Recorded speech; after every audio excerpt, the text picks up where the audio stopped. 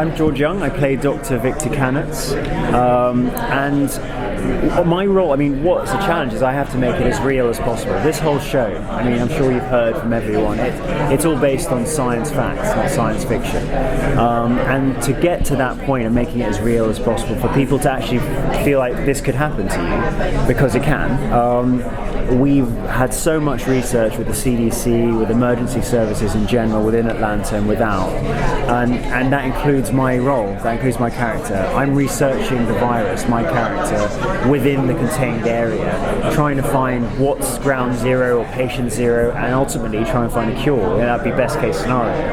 It would be a short show if I find it too short. But anyway, but to get to that point, I have to.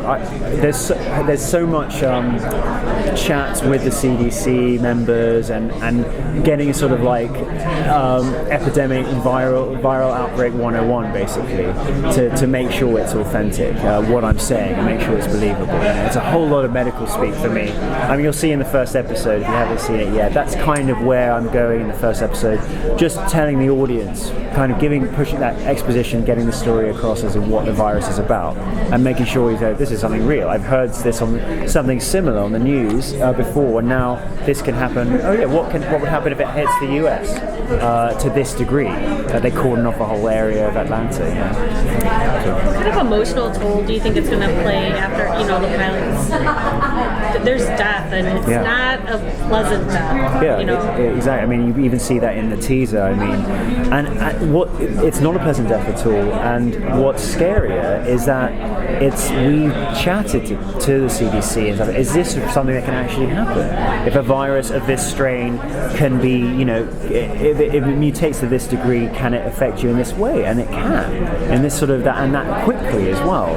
So my character's faced with a lot of this death head on, or a lot of these symptoms head on, and he's a younger doctor there, and the weight of trying to find the cure, find the source of it, is on his shoulders within the container. I'm the most qualified person within the contained area who's going to be able to find the reasoning behind this, and at the same time he's just freaking out inside, but he has to stay pretty calm, and I think it comes across a bit rude or a bit separated from other, or distant, but I think I have to be, my character has to be, otherwise he's just going to freak out and admit that he's really freaking out, and then loses all sense of control.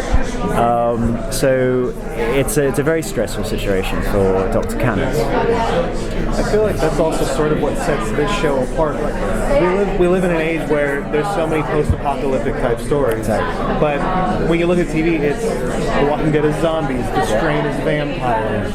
This is a virus that is realistic. So I'm wondering, as you guys sort of forge into this, wade into the post-apocalyptic pool, what is it like being the one that is telling the actual realistic and possible way this can happen? Exactly. We talk about this all the time between the cast and with Julie and with Chris and Matt, all the showrunners. It's The Walking Dead, etc. Great shows, but with this virus, you don't become The Walking Dead. You just become dead, and that is scary in itself. And because it's the most realistic thing that can happen with a virus, and it's exciting that we do get to bring this to an audience, to make you sit down and think, oh wow, if I was in Atlanta, say as an example, on 5th Street, whatever, I'd be within this contained area, and then my neighbours would be outside, and how would I interact with them anymore? Did I like them to begin with or whatever? But it's like, what would happen then? Looking outside, you're stuck with this virus and you're trying to keep a distance from it, but you're contained as well within this quarantine. You're not allowed out because the government says you can't, and that's something that can actually happen because there's real measures that people have to take if a virus of this quality actually spreads. And it's just a question of the virus just mutating. It mutates all the time, viruses, and just one mutation. We might be one mutation away from something that of this scale.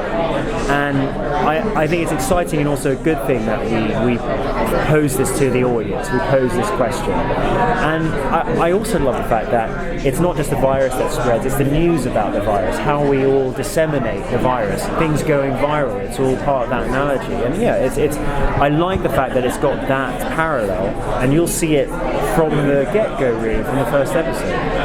Do we see how this all impacts your character on a personal level? You'll see. I mean, we've been badgering Julie and everyone for the scripts for the further episodes, but we have seen that it's based on a Belgian series, but there are going to be tangents away from that. We're not just going to copy the series, but we have a general idea where our characters are going, and it's quite exciting as to what the potential is there.